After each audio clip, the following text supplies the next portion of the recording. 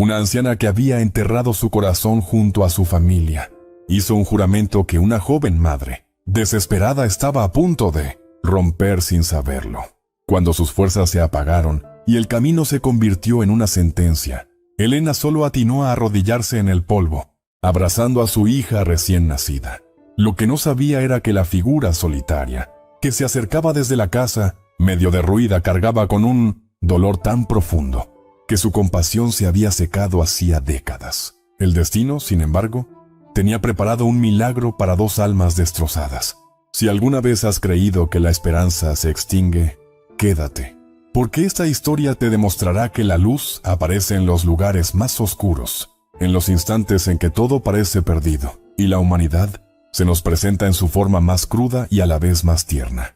El viento cortante barría la llanura, levantando remolinos de tierra que se pegaban a la piel sudorosa de Elena. Cada ráfaga parecía querer arrancarle de los brazos el frágil tesoro que llevaba consigo. Apretó con fuerza el lío de trapos que envolvía a su bebé de apenas una semana, sintiendo como un escalofrío de terror, mezclado con una fatiga que le corroía los huesos. Le recorría la espalda cada vez que oía el sollozo ahogado de sus otras dos hijas. Sus nombres, Valeria y Ana, eran el único mantra que la mantenía en pie, después de kilómetros interminables, bajo un sol despiadado que había dado paso a este cielo plomizo. El cielo, de un plomo amenazante y pesado como una losa, prometía una tormenta que su pequeña luz, tan frágil, con ese llanto débil que era apenas un susurro del alma, no podría soportar. ¿Cómo había llegado a esto? Como un sueño de amor, tejido con hilos de ilusión juvenil. Podía desmoronarse hasta dejar solo este panorama de miedo, tierra seca y un camino infinito por delante. Cada paso era un recuerdo de los errores, cada jadeo un eco de las promesas rotas. Había partido con la certeza de estar haciendo lo correcto, pero ahora, en la inmensidad de la nada, esa certeza se sentía tan frágil como la vida que acunaba. Detrás de ella, Valeria, de 9 años, arrastraba los pies. Había dejado de llorar hacía horas, reemplazando las lágrimas por una expresión vacía, de resignación prematura. En sus pequeños brazos cargaba un atillo de tela que contenía sus únicas pertenencias. Un vestido remendado, una muñeca de trapo a la que le faltaba un ojo, y un peine de carey que había sido de su abuela. Carmela, de 6 años, se aferraba al vestido de su hermana mayor, sus pies descalzos y llenos de ampollas dejando huellas tristes en el polvo. Su mundo, que hasta hacía unos días había sido el patio de su casa y la sombra de su madre, se había expandido de golpe a este paisaje desolador y sin fin. Elena se obligó a mirar hacia adelante, negándose a volver la vista atrás.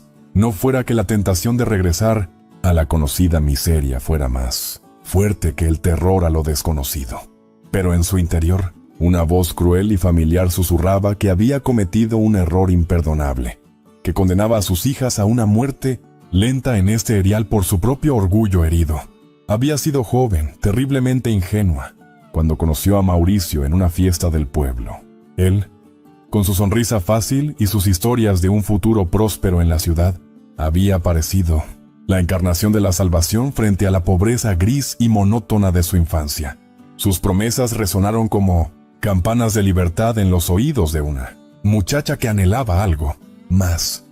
Recorrió en su memoria, como había hecho 1000 veces en los últimos días, el camino de flores marchitas que la había traído hasta aquí. La boda modesta, la primera casa alquilada, la ilusión de construir una vida. Los primeros signos fueron sutiles. Un comentario sarcástico sobre su comida, un malestar cuando hablaba con algún vecino, un silencio hostil que llenaba las habitaciones. Luego vinieron las ausencias nocturnas, el olor a alcohol que se impregnaba en la ropa y en el aire. Y finalmente, las palabras duras, los gritos, la degradación constante. 11 largos años de desprecios silenciosos y gritos estruendosos, de golpes que no dejaban marca visible en la piel, pero sí surcos profundos en el alma, de miradas que la despojaban de toda dignidad. La maternidad, que para ella fue un milagro, para Mauricio se convirtió en otra carga, otra boca que alimentar, otro lazo que lo ataba a una responsabilidad que despreciaba. Con Valeria y Ana aprendió a vivir en puntillas, a apagar la luz de su propia vitalidad para no provocar la tempestad. Pero la llegada de Luz fue diferente. La niña nació pequeña, débil, tras un parto difícil del que Mauricio estuvo notablemente ausente. Su fragilidad despertó en Elena un instinto feroz, pero en Mauricio solo produjo desdén. La última gota, la que rebasó el vaso de una paciencia que ya no existía, fue un comentario helado, dicho con desprecio frente a las niñas, que se le grabó a fuego en la mente. Esa niña enclenque no durará. Una lástima que haya nacido, solo es otra boca que alimentar. Esas palabras, cargadas de una crueldad absoluta, resonaron en el silencio de una casa que ya no era un hogar. Esa misma noche, con un coraje que le brotó de las entrañas mismas del miedo, Elena reunió lo poco que tenía, unos cuantos trapos, algo de comida fría, y huyó a ciegas, con el corazón latiéndole en la garganta, y la abrumadora responsabilidad de 3 vidas a su cargo, adentrándose en la oscuridad que le parecía menos temible que la luz, dentro de su propia casa. Los primeros días habían estado marcados por una adrenalina ciega. Caminaban de noche y descansaban durante las horas de más calor, escondidas entre arbustos. Pidieron ayuda en un par de caseríos, pero las puertas se cerraron ante su aspecto de fugitivas, sucias y desesperadas. Un hombre les había dado agua y les señaló un camino, pero su mirada las hizo sentirse como animales errantes. La sensación de ser invisibles, o peor, un estorbo, se clavó en el alma de Elena como un dardo envenenado. Los ahorros ínfimos que había logrado esconder durante meses se agotaron en comprar un poco de leche para Luz. Ahora, al borde del colapso físico y emocional, con las piernas temblando y la visión nublada por el agotamiento, vio a lo lejos una silueta, encorvada junto a una casa de adobe que parecía sostenerse por milagro, con su techo de lámina oxidado y sus paredes agrietadas. Un hilo de humo salía de la chimenea, la única señal de vida en kilómetros a la redonda.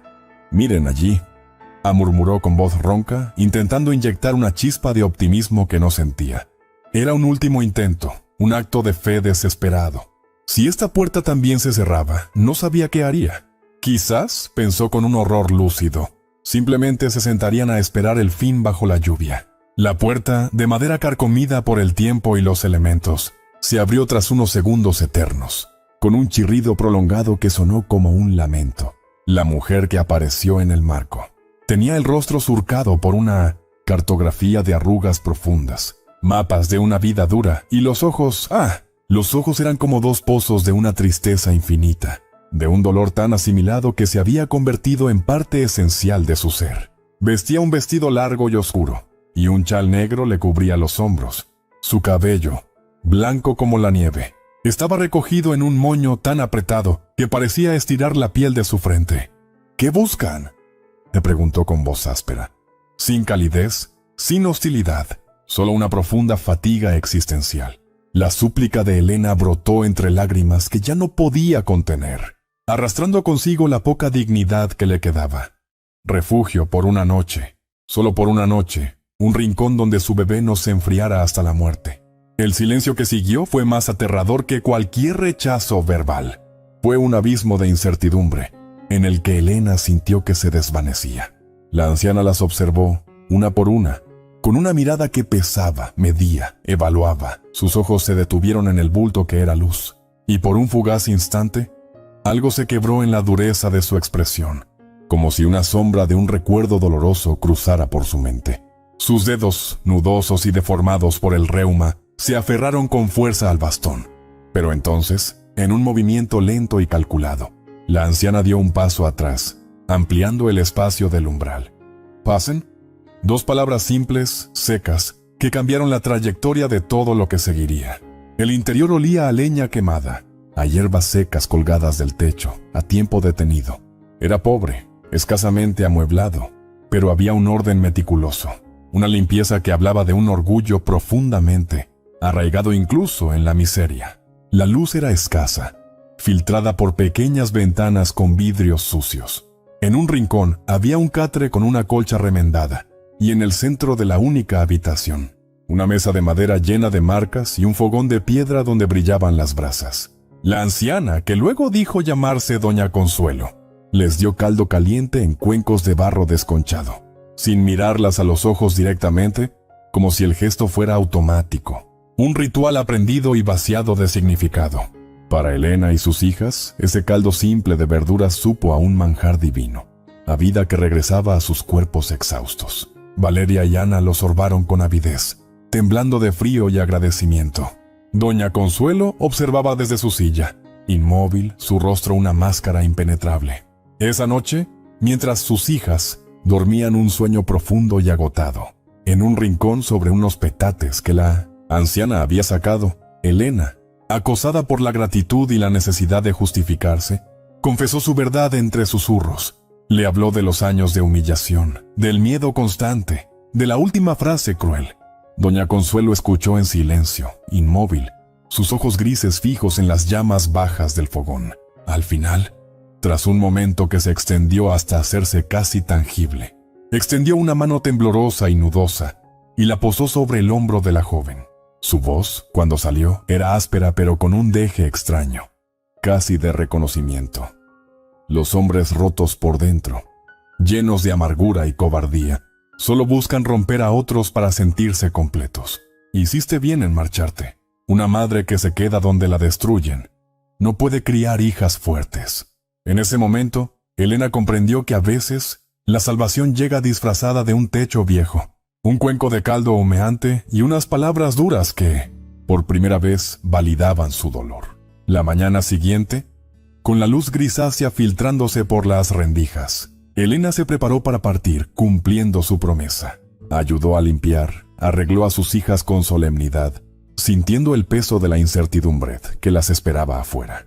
Pero doña Consuelo la detuvo con una frase lanzada al aire, mientras revolvía una olla. ¿A dónde piensan ir? La pregunta, directa y realista, dejó a Elena sin respuesta. Ante su silencio elocuente, la anciana continuó, sin mirarla. Pueden quedarse. No es caridad, ¿me entiendes? Es un trueque. Trabajo por techo, manos por comida. Esta casa se cae a pedazos y mis huesos ya no dan para todo. Fue el comienzo de una danza lenta, cuidadosa, entre dos heridas abiertas que desconfiaban del contacto. Doña Consuelo era rígida, con rutinas férreas e inamovibles, y una intolerancia absoluta hacia el desorden o la dejadez. Pero era justa. No pedía nada que no estuviera dispuesta a hacer ella misma, aunque fuera a un ritmo mucho más lento. Valeria, la mayor de 9 años, se aferró al pequeño huerto de la parte trasera como un náufrago a un salvavidas, siguiendo a la anciana en silencio, observando cada movimiento.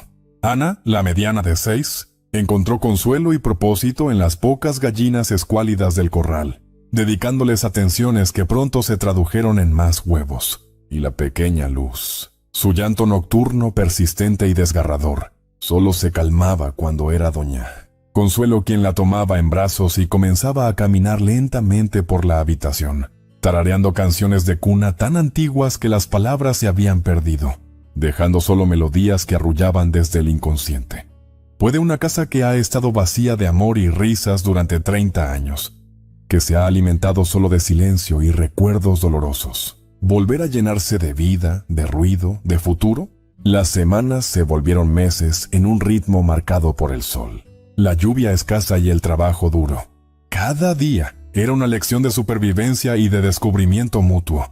Doña Consuelo enseñaba a Elena a hacer las tortillas del grosor exacto, a recoger las hierbas medicinales en el momento preciso del día, a lavar la ropa en la piedra del arroyo cercano frotando con un ritmo particular.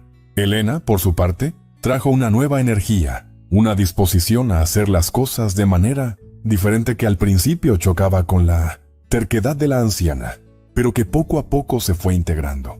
Valeria se convirtió en la sombra de doña Consuelo en el huerto. La niña, que había sido tan callada y temerosa, comenzó a florecer entre los surcos de tierra. Aprendió a distinguir una plaga, a regar al amanecer, a saber cuándo un tomate estaba en su punto justo de madurez. Doña Consuelo le hablaba de las plantas como si fueran viejas amigas, y Valeria escuchaba con una devoción que conmovía a Elena. Ana, con su energía bullente, revolucionó el pequeño gallinero. Nombraba a las gallinas, les hablaba, y descubrió que si les cantaba suavemente, ponían más huevos. Doña Consuelo, al ver los resultados, simplemente asentía con su cabeza, pero una tarde, Elena la sorprendió sonriendo levemente mientras observaba a Ana perseguir a la gallina más revoltosa. «Tiene mano para los animales», murmuró. Y ese fue el mayor elogio que Ana podría haber recibido. Elena descubrió, en fragmentos de conversación y miradas fugaces, que doña Consuelo guardaba su propio y profundo duelo. Una tarde, mientras desgranaban frijoles sentadas en la puerta, la anciana habló sin que se lo preguntaran. «Tuve un hijo. Se llamaba Miguel». El silencio que siguió a esa declaración era tan denso que se podía cortar. Luego, con voz monótona, como si relatara algo que le hubiera sucedido a otra persona, contó la historia de la fiebre que se lo llevó en 3 días, de la impotencia de no tener dinero para un médico, de la mirada perdida de su esposo. Benjamín, después de aquello, murió en la mina 5 años después. A veces pienso que no fue un accidente, que solo quería reunirse con él. Elena sintió que el dolor ajeno se instalaba en su propio pecho. Ahora entendía los ojos grises, el silencio perpetuo, la rigidez.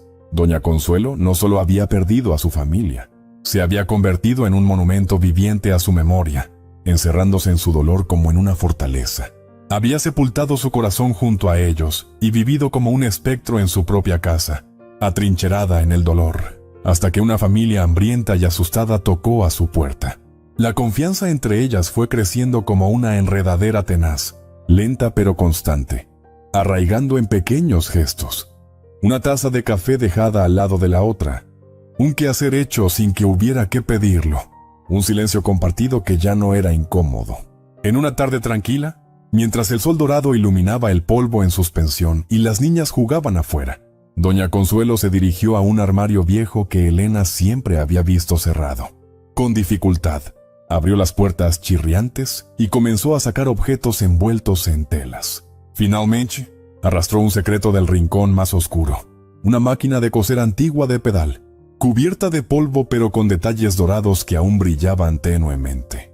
«Esta fue de mi madre», dijo, pasando una mano arrugada sobre el metal, frío con una ternura que Elena no le había visto antes.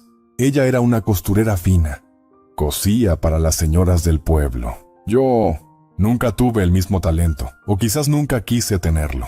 Después de lo sucedido, no pude volver a tocarla. Cada puntada me recordaba los vestiditos que hizo para Miguel. Hizo una pausa, su voz se quebró levemente. Pensé que se oxidaría aquí, pero tus manos necesitan herramientas. Quizás a ti te sea más útil.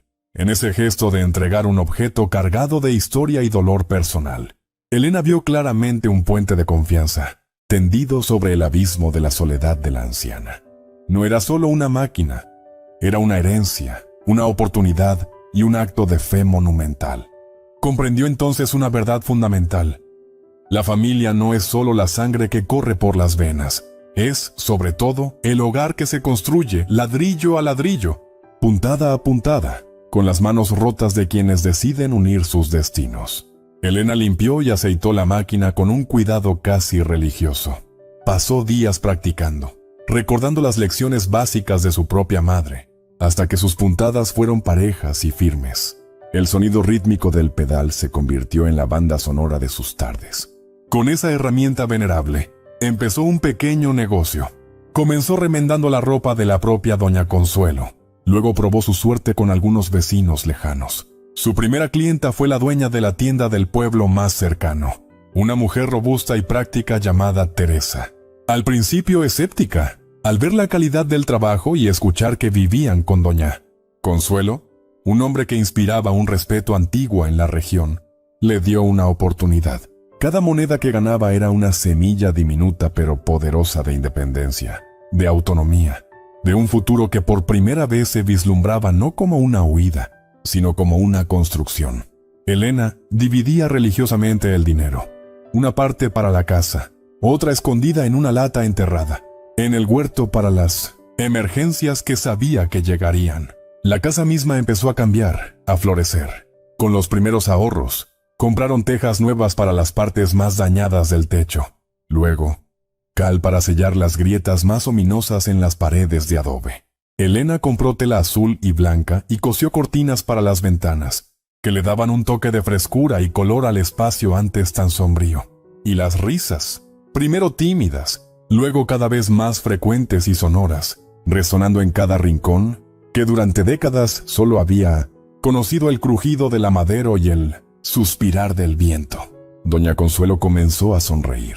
No era una sonrisa amplia, sino un quiebre leve, casi imperceptible, en la comisura de sus labios delgados. Un pequeño destello en sus ojos grises que iluminaba su rostro severo. Pero para quienes la observaban, era el amanecer después de una larga y gélida noche. Aprendió a soltar pequeñas frases de reconocimiento. Eso está bien. Has trabajado duro. Para Elena, que solo había conocido la crítica y el desprecio, esas palabras tenían el valor del oro. Los meses se acumularon en 1 año y luego en 2. Luz creció fuerte y curiosa, dando sus primeros pasos tambaleantes agarrada al bastón de Doña Consuelo, a quien había empezado a llamar, por iniciativa propia, Aba, una versión infantil de abuela que a la anciana al principio le hizo fruncir el ceño, pero que secretamente la llenaba de una alegría profunda y desconocida. Valeria, a sus 11 años, era la reina del huerto, que bajo su cuidado se había expandido y diversificado. Ana, a los 8, era la proveedora oficial de huevos, y ahora experimentaba con recetas de pan dulce que Doña Consuelo le enseñaba, heredando secretos culinarios de otra época. Hasta que un día, la paz laboriosamente construida se quebró de forma violenta. Era una tarde calurosa. Elena cosía en la máquina, Valeria regaba, Ana alimentaba a las gallinas y Luz dormía la siesta. Unas voces broncas, ebrias y terriblemente familiares resonaron fuera, acompañadas de golpes brutales contra la puerta que hicieron temblar el marco. Era Mauricio, acompañado de su hermano mayor, un hombre de constitución fuerte y mirada dura, reclamando con furia lo que según él era suyo por derecho. «Sal, Elena. Sé que estás ahí. Vine por mis hijas», rugía, su voz pastosa por el alcohol a pesar de ser media tarde. El terror heló la sangre de Elena. Se quedó paralizada, la aguja detenida a mitad de una puntada. Doña Consuelo, que descansaba en su silla, se puso de pie con una agilidad sorprendente. Su expresión se transformó de la placidez a una determinación férrea.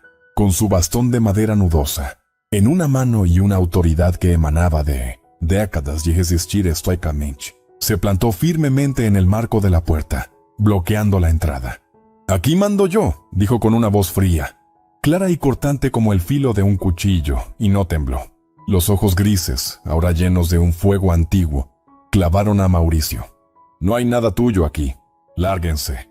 La pregunta que heló la sangre de todos los presentes fue: ¿podría una anciana frágil, con solo su voluntad y un bastón, detener la furia ciega y la fuerza bruta de un hombre decidido a recuperar lo que consideraba su propiedad? Mauricio intentó avanzar, pero la presencia de Doña Consuelo era como un muro invisible. «Es mi esposa, vieja loca. La ley está de mi lado», escupió.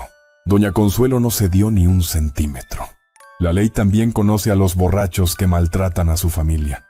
Y en este pueblo, todos me conocen a mí. ¿A quién crees que le creerán?» La tensión era palpable, un cable a punto de romperse. El hermano de Mauricio, más sensato, puso una mano en su hombro. «Vámonos, Rodrigo. Esto no va a terminar bien». Mauricio, humillado y furioso, retrocedió, pero lanzó una última amenaza señalando a Elena, que había salido a proteger a sus hijas reunidas tras ella. «Esto no se queda así. Volveré con papeles con el juez. Y entonces verás». Se marcharon tambaleándose, dejando un silencio cargado de miedo. Elena temblaba. Doña Consuelo cerró la puerta y se apoyó pesadamente en su bastón. El esfuerzo la había dejado pálida. «Mañana vamos al pueblo», dijo con voz firme. «A ver a don Aristeo, el notario. Esto no puede volver a pasar».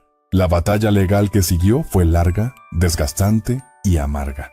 Mauricio, cumpliendo su amenaza, consiguió un abogado joven y ambicioso que esgrimía los derechos maritales y paternos que la ley de la época otorgaba casi automáticamente a los hombres. Pero Elena ya no estaba sola. Con la ayuda inquebrantable de Doña Consuelo, quien testificó con firmeza sobre el estado en que habían llegado, la palabra de una mujer respetada por su trayectoria y su dolor, y la intervención de un notario compasivo, del pueblo que conocía la reputación de borracho violento de Mauricio, se armó una defensa. Don Aristeo contactó a un abogado de la ciudad, el licenciado Campos, que tomó el caso con interés. pero fueron los testimonios de las propias niñas, dados con una valentía que partía el corazón, los que inclinaron la balanza. En una sala de juzgado pequeña y austera, Valeria, ahora de 11 años, tuvo que subir al estrado. Con voz queda pero nítida, describió el miedo constante, los gritos, la crueldad de las palabras de su padre hacia su hermanita recién nacida. Él dijo que Luz debería morir, declaró, y sus palabras cayeron como piedras en el silencio de la sala. Carmela, más pequeña, asintió con lágrimas en los ojos cuando se le preguntó si tenía miedo de su padre. Incluso la dueña de la tienda, Teresa, testificó sobre el alcoholismo notorio de Mauricio. El juez, un hombre serio de bigote cano llamado Salinas, escuchó con atención cada palabra, su rostro impasible. Finalmente, con un golpe de mazo que resonó como un trueno de justicia, le otorgó a Elena la libertad completa, custodia total e irrevocable de sus 3 hijas y una separación legal que la liberaba de los lazos con Mauricio, acompañada de una orden de restricción permanente que le prohibía acercarse a menos de 100 metros de ellas. Elena, al salir del juzgado, sintió por primera vez en su vida adulta el verdadero sabor de la libertad. Era amargo por la lucha, el miedo y la vergüenza pública, pero increíblemente dulce por la victoria, por la validación, por el futuro que se abría limpio y despejado. Esa noche, en la intimidad de la casa iluminada por la lámpara de aceite, doña Consuelo hizo otro regalo, el más trascendental. Puso sobre la mesa de madera, ante la mirada de Elena, unos papeles notariales que convertían la casa y la parcela de tierra en herencia legal, irrevocable de Elena. Esteban, mi esposo, me dejó esto. No tengo más familia, dijo con una voz suave pero firme. No quiero que este lugar, que por fin ha vuelto a respirar, a tener vida y risas, vuelva a estar vacío y lleno de fantasmas cuando yo ya no esté. Es tuyo, de ti y de las niñas. Elena no pudo contener las lágrimas. No era solo una propiedad, era una raíz, una pertenencia, la seguridad definitiva de que nunca más estarían en la calle. Señora Consuelo, yo no sé cómo agradecer. La anciana la interrumpió con su gesto característico de mano. No es un regalo, es una responsabilidad. Prométeme que cuidarás de este lugar, y que si alguna vez ves a otra mujer como tú, con niños y sin rumbo, le abrirás esta puerta como yo te la abrí a ti. Elena asintió. El nudo en la garganta le impedía hablar. Se abrazaron. Un abrazo torpe al principio, luego profundo y sanador, de 2 mujeres que habían encontrado, cada una a su manera, la redención en la compañía de la otra. Pero la felicidad, como una flor de campo, es bella pero frágil. El invierno siguiente llegó con especial crudeza, trayendo lluvias frías y vientos cortantes que se colaban por las grietas que aún quedaban. Doña Consuelo, cuyo cuerpo ya estaba debilitado por la artritis y los años, contrajo una tos profunda y persistente que no cedía. La neumonía, enemiga terrible de los ancianos, la postró en su catre. Su respiración se volvió trabajosa. Su piel adquirió un tono grisáceo. Elena la cuidó con una devoción que iba más allá de la gratitud. Era amor filial, el amor de una hija por la madre que nunca tuvo pero que le dio todo. Le daba las medicinas a sus horas exactas, le preparaba caldos nutritivos que apenas probaba. Le leía en voz baja pasajes de la Biblia que la anciana guardaba. La acompañaba en las largas noches de fiebre y delirio, sosteniendo su mano arrugada y rezando en silencio. Fue devolviendo, moneda a moneda, cuidado a cuidado, todo lo recibido. Las niñas ayudaban como podían. Valeria preparaba infusiones de las hierbas que la propia doña Consuelo le había enseñado. Ana mantenía el fuego siempre encendido, y Luz, ya una niña de 3 años, se sentaba junto al catre y le contaba cuentos inventados, acariciándole el cabello blanco. Doña Consuelo, con la tenacidad que la había caracterizado toda su vida, luchó contra la enfermedad con una fuerza que asombró al doctor Méndez, quien venía desde el pueblo cuando podía, y venció. La fiebre cedió, la tos disminuyó, y poco a poco volvió a sentarse en su silla junto a la ventana. Pero la batalla la había dejado marcadamente más débil, más transparente, como un papel de seda viejo que la luz podría atravesar en cualquier momento. Algo en su mirada serena, en la forma en que observaba a las niñas jugar, decía que sabía que su tiempo, aunque no inmediato, finalmente se agotaba. En una tarde de paz otoñal, con el sol bañando el huerto en tonos dorados y rojizos, ya repuesta pero consciente de su fragilidad, reunió a todas alrededor de ella, las hizo sentarse. El aire olía a tierra, húmeda y a pan recién horneado de Ana. Con una calma y una claridad nuevas, les habló de su vida, habló de su hijo Miguel, de su risa contagiosa, de cómo le gustaba correr entre los surcos de ese mismo huerto y desenterrar zanahorias. Sorpresa. Habló de Benjamín, su esposo, un hombre callado, de pocas palabras, pero de una bondad sólida como la roca, que trabajaba en la mina y soñaba con comprar una vaca. Sacó un pequeño cofre de madera, desgastado por el tiempo, y mostró su tesoro. Fotografías amarillentas y desvaídas por el tiempo. Imágenes congeladas de una felicidad que el dolor había opacado pero no borrado. Allí estaba ella, joven y sonriente, junto a un hombre alto y delgado. Allí estaba un niño pequeño con ojos brillantes y una sonrisa que faltaba un diente. «Ustedes», susurró, tomando la mano de Elena y mirando a cada niña a los ojos. «Me devolvieron la vida cuando yo ya había firmado mi sentencia de muerte en vida. Me enseñaron que vivir no es traicionar a los que se fueron, sino honrar su memoria siendo felices. No cometan mi error. No vivan con el corazón cerrado y atrancado por el miedo al dolor, como yo lo hice durante 30 años. El amor que se guarda se pudre, el que se da multiplica, y ustedes me han dado tanto». Poco después, en una noche tranquila mientras todas dormían, doña Consuelo se durmió para siempre. Elena la encontró por la mañana, con una expresión de paz absoluta en el rostro, como si finalmente hubiera encontrado el descanso que tanto anheló. La había perdido en la casa que gracias a ellas había vuelto a latir, a respirar, a ser un hogar. La tristeza que inundó a la familia fue profunda, un pozo de dolor silencioso que tardó en llenarse, pero era una tristeza limpia, sin arrepentimientos ni palabras no dichas, sazonada con la gratitud infinita por el tiempo compartido y las lecciones aprendidas.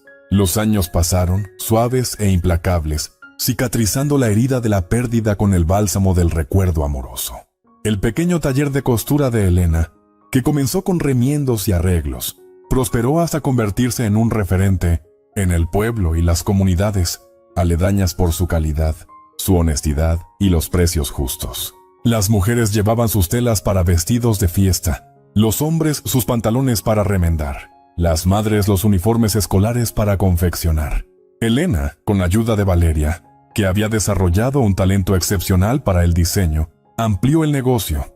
Valeria, con sus manos hábiles y su conexión innata con la tierra, se hizo experta jardinera, transformando el huerto en un oasis productivo que no solo abastecía a la familia, sino que generaba excedentes de verduras y hierbas aromáticas que vendían en el mercado. Ana, con el espíritu emprendedor y el amor por los sabores, heredados de aquellas tardes en la cocina con doña Consuelo, abrió una pequeña pero exitosa panadería en el mercado local, famosa por sus panes dulces con canela y sus galletas de avena. Luz, la más pequeña, devoraba libros en la escuela, mostrando una curiosidad y una inteligencia que llenaban de orgullo a Elena, quien se aseguró de que todas sus hijas tuvieran la educación que a ella le fue negada. La casa de adobe, una vez símbolo de soledad y dolor petrificado, ahora rebosaba vida, proyectos, sueños y el bullicio amoroso de una familia que había crecido y echado raíces profundas en ese pedazo de tierra. Habían agregado 2 cuartos más, blanqueado las paredes con cal fresca, y en el jardín frontal, Valeria había plantado un rosal que florecía cada primavera con un color rojo intenso, como un corazón latiendo frente a la puerta. Y entonces, un día cualquiera, mientras Elena cosía en la máquina heredada, el sonido rítmico del pedal acompañando sus pensamientos, se escuchó un llamador tímido, vacilante, en la puerta. Afuera estaba una mujer joven, quizás de su misma edad cuando llegó, con el rostro demacrado por el cansancio y la preocupación, sosteniendo a un bebé en brazos envuelto en una manta raída y con 2 niños pequeños, un niño y una niña, asomándose tras sus piernas. Sus ojos eran espejos de una desesperación y un miedo que a Elena le resultó dolorosamente familiar. La mujer titubeó antes de hablar. Sus labios partidos por la sed temblaban. «Disculpe, señora. En el pueblo dijeron que aquí a veces. Su voz se quebró. Elena la miró, y en esos ojos vidriosos por las lágrimas reprimidas, en la postura encogida, en el instinto con que apretaba a su bebé contra el pecho, vio el reflejo nítido y desgarrador de su propio yo de años atrás, asustado, exhausto, al borde del abismo, tocando una puerta como última esperanza. Sin dudarlo, sin necesidad de consultar con nadie, con un movimiento sereno y decidido que habría hecho sonreír a doña Consuelo, Elena abrió la puerta de par en par, haciendo un gesto amplio y acogedor con la mano para que entraran. «Pasen, por favor. Están a salvo aquí».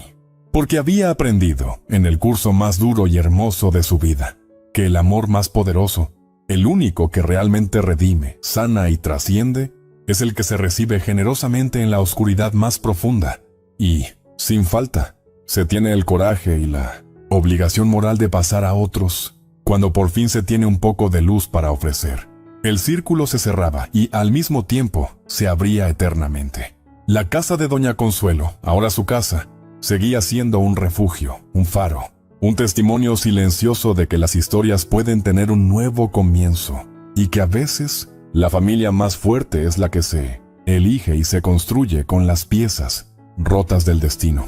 Si esta historia tocó tu corazón, si crees en los nuevos comienzos y en el poder transformador de un simple acto de bondad aparentemente pequeño, haz clic en like y suscríbete a Ecos, escritos para más relatos que prueban, una y otra vez, que la luz más tenaz y esperanzadora es la que se enciende en la más profunda oscuridad y que nadie está realmente solo mientras exista la posibilidad de extender una mano.